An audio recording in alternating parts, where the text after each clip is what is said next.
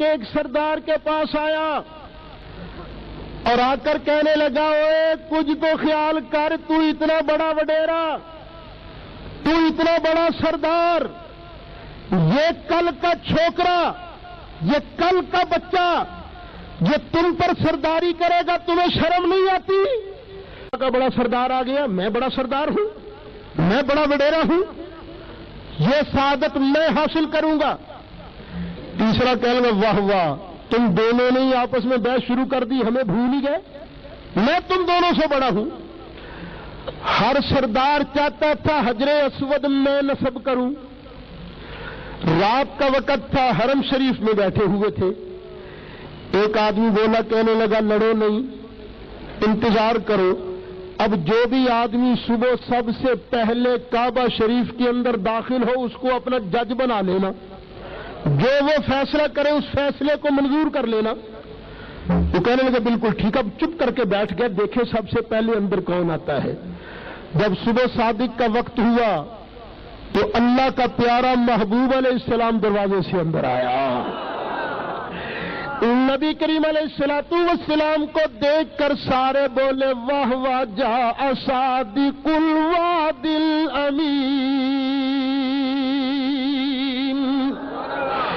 وعدوں کا سچا آ گیا، محمد کریم آ گیا، امانت دار آ گیا۔ ہمیں نہ ان محمد کریم کی ججی پر اتفاق ہے، جو فیصلہ کریں گے ہمیں منظور ہے۔ اب حجر اسود کی تنصیب کے لیے سرکار جج بن گئے۔ اب سرکار کی عظمت ظاہر ہونے لگی تھی، نہ شیطان نہ رہ سکا۔ شیخ نجدی کا روپ دھارا اس نے، شیخ نجدی کا روپ دھار کے ایک ایک سردار کے پاس آیا اور آ کر کہنے لگا اوے کچھ تو خیال کر، تو اتنا بڑا وڈیرا، تو اتنا بڑا سردار، یہ کل کا چھوکرا، یہ کل کا بچہ یہ تم پر سرداری کرے گا، تمہیں شرم نہیں آتی؟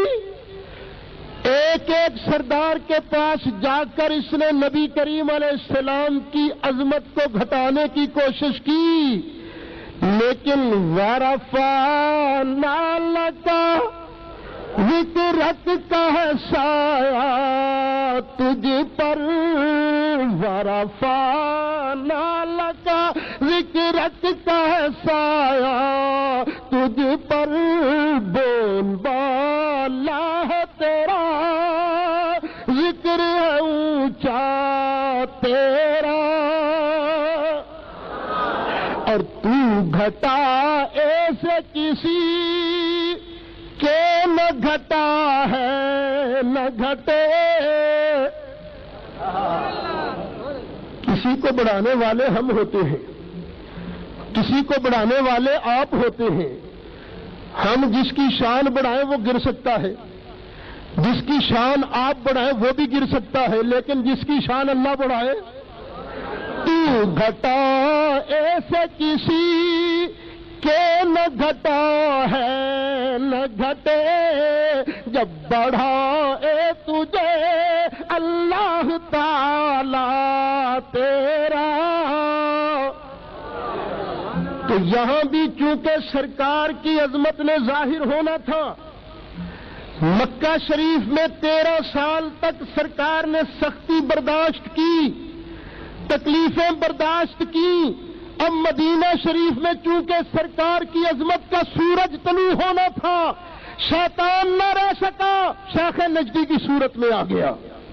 تو آج بھی یاد رکھنا، جو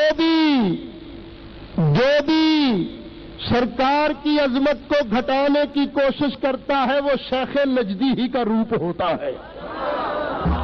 خیر ادھر انہوں نے میٹنگ کی، اور میٹنگ کیا ہوئی، ایک آدمی کہنے لگا ایسے کرو محمد صلی اللہ علیہ وسلم، ان کو مکے سے باہر نکال دو، جو چاہے کرے۔ شیطان کو واہ بھی واہ، یہ تم نے عقل کی بات کی ہے؟ یہاں تم جیسے دشمن موجود ہے، تم جیسے دشمنوں کے قابو میں نہیں آتا، تو جہاں ان کا دشمن کوئی نہیں ہوگا وہاں تو یہ بہت پھیلیں گے، یہ کام نہ کرنا۔ ایک نے کہا قید کر دو، शैतान कहेगा छोड़ो, अकल की बात करो, कैद करोगे तो क्या होगा? तो 3 साल तक तुमने घाटी में बंद नहीं रखा था? कैद करोगे तो इनके मानने वाले फिर इनको छुड़ा के ले जाएंगे। अबू जाल कहने लगा मेरी तजवीज ये है कि जितने हमारे खानदान है, हर खानदान का एक एक नौजवान ले लिया जाए। नौजवान लेकर उनके हाथों में तलवारें हो, ये सुबह सुबह अपने घर से नमाज के लिए निकलते हैं बाहर। जब ये नमाज के लिए निकले ना, तो उस वक्त तुम यूं करना कि यक बार की इन पर हमला कर देना। अब बनु हाशिम बेचारे, इनके खानदान वाले किस किस से लड़ेंगे? खून बहा लेकर ये छुट्टी हो जाएगी, सुलह हो जाएगी, अल्लाह अल्लाह और खैर सल्ला। शैतान कहेगा अंता बिल्कुल तूने ठीक तजवीज दी है। इधर वो अपनी तरकीबें लड़ा रहे थे, ये फैसला हो गया। इधर नबी करीम अलैहिस्सलाम ने हजरत अली को बुलाया।